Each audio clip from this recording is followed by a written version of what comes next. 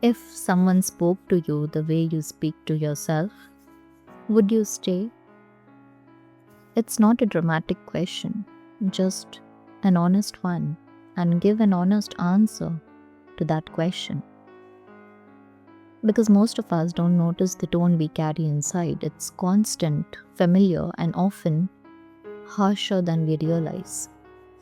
Not always loud, sometimes it's subtle. A quiet correction, a small disappointment, a sentence like, "You should have handled that better." And you move on, but it doesn't really leave, it accumulates. Over days, over months, over years, until being hard on yourself starts to feel normal, even necessary. Because somewhere along the way, we started believing that kindness makes us complacent. That if we are too gentle with ourselves, we'll stop growing. But if that were true, harshness would have worked by now. And for most people, it hasn't. It creates pressure, it creates doubt, it creates a version of yourself that feels like it's constantly being evaluated. This is where writing becomes something more than reflection. It becomes a place where you can start noticing how you relate to yourself. Not by forcing positive thoughts, but by paying attention to the ones already there. You sit down with a page and write honestly. This is what I keep saying to myself lately. And you don't edit it. You let the tone come through exactly as it is. Because before you can become kinder to yourself, you have to hear how you're speaking to yourself now.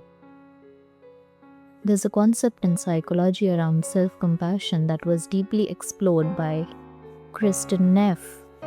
She suggests that kindness towards yourself is not about pretending everything is okay. It's about responding to your own experience, the way you would respond to someone you care about. And that shift is not immediate, it's learned. Writing helps you learn it slowly, not by replacing your thoughts, but by creating space between you and them. For example, instead of writing, "I failed at this," you might begin to notice the tone and stay with it a little longer. "I'm being very hard on myself about this."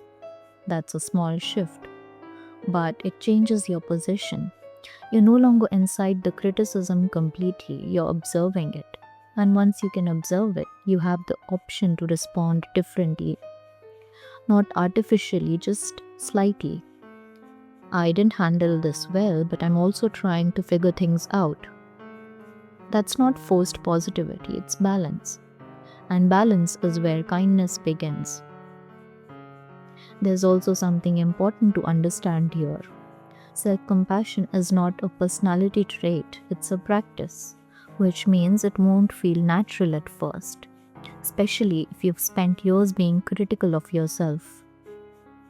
But writing gives you a place to practice it quietly, without pressure, without performance. Just you noticing what's there and slowly adjusting how you respond to it.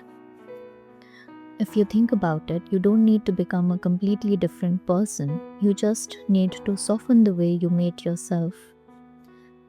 And that softening doesn't happen all at once. It happens in small moments, a sentence where you pause instead of judge, a page where you tell the truth without turning it into criticism, a thought where you allow yourself to be in process. So maybe the question isn't, how do I become kinder to myself overnight? Maybe it's this: what is one thing I've been saying to myself lately that I wouldn't say to someone I care about? If you wrote that down honestly, what would it sound like? Tell me in the comments. Because sometimes the beginning of self-compassion is not changing what you feel, it's changing how you stay with yourself while you feel it. Be honest.